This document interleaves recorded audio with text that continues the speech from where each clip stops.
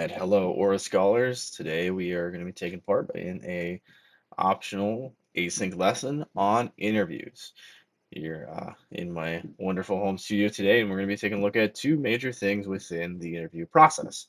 And these are two things that I think people don't really jump in at right away.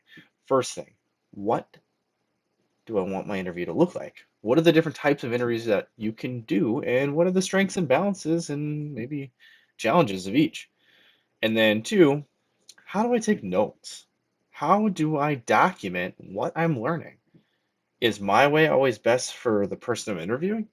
We're going to take a look at those two major factors in this short async lesson. So let's start. All right, before we actually jump in, I want you to think, what are a few ways that you could take an interview? Think about that. Answer quick, and let's jump into it.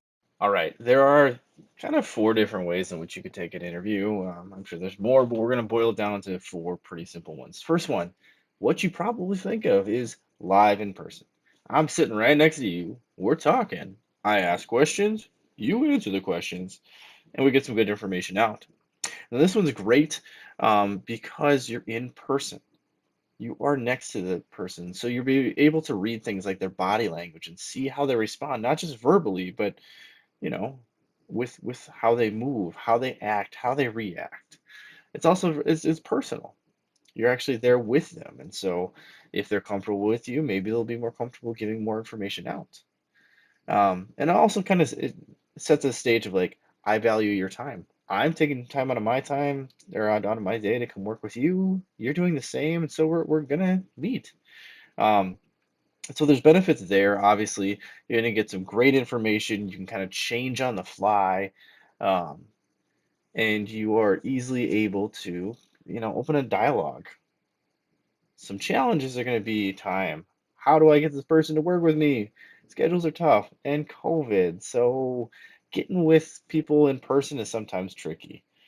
Second is virtual. This kind of fixes some of that. So with virtual, you just set up a time and just, hey, pop on this meet and we'll talk in a Google Meet or whatever thing you're going to be using. Now, this is nice because time becomes less of an issue. They don't have to drive somewhere. You don't have to drive somewhere. There's no physical meeting space. You can just set up a meeting.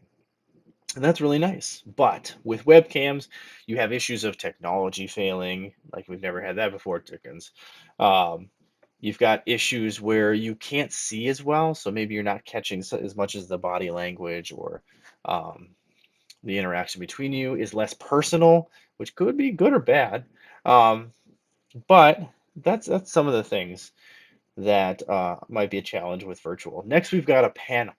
So a panel generally means that you're interviewing more than one person at a time. That saves a lot of time if you're trying to get some information because you're able to talk to like five or six people at once, maybe two or three. It just depends on your group. Now, with a panel, what's nice is as one person answers, other people might get the courage to answer because other people are discussing. You're also going to get more diverse thought while you're doing this. And so, as this diverse thought is coming out, you might see um, more complex answers. Now, on the flip side, some people don't feel comfortable in panels, and so they might be reserved and less likely to give you the good information that you're looking for. And so make sure that it's personally appropriate, culturally appropriate before you dive into a panel. But something you can definitely do for an interview. Finally, is a survey. I don't like these because they're super impersonal. It's like, hey, here's a sheet of paper. Tell me about you. You're like, Dickens, didn't you do that for like 1.1 to 1.2 to 3 and 4? Judgment. Whew. Um, the nice thing about surveys is they're quick. I make a survey, I send it out. I can get 200, 400, 1,000 people to do this survey and get all sorts of information.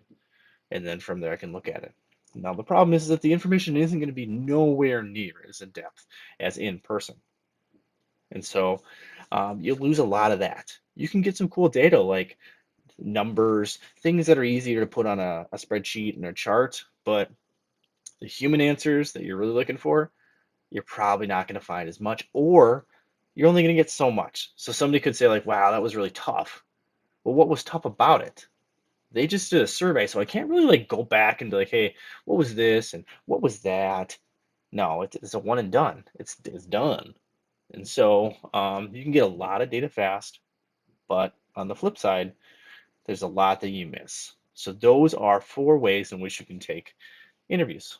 All right, let's pause here and think, which way do I prefer? In this project, I'm going to be having to talk to people about what worked best for them and how do they thrive in an online environment. So thinking about that, what style is going to be best for me? All right, so we looked at how are we going to talk to the person.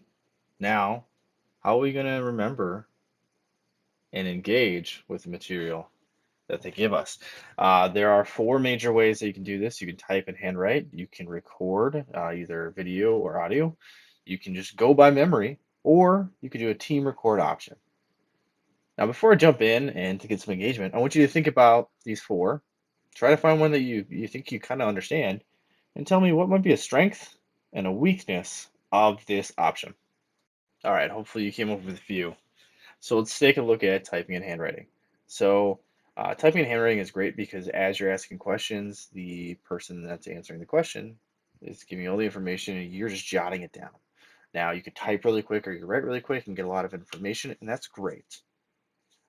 This is going to be one way to gather a lot of information and not really forget anything that they said verbally.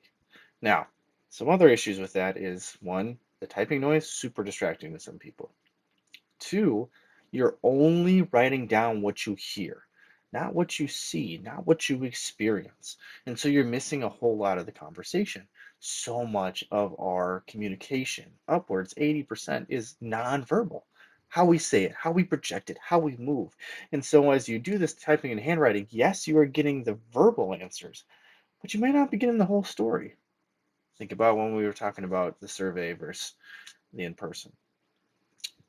Second is record.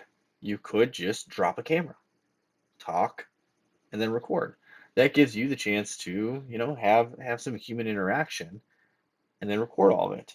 Now, some people don't like this, and so you need to ensure that you first ask, and then two, ensure that you're both comfortable with it, and know that the person's not going to be like, "Yeah, I'll do it," but the camera might actually take away from their honest responses. So it's kind of like knowing who you are or who the person is.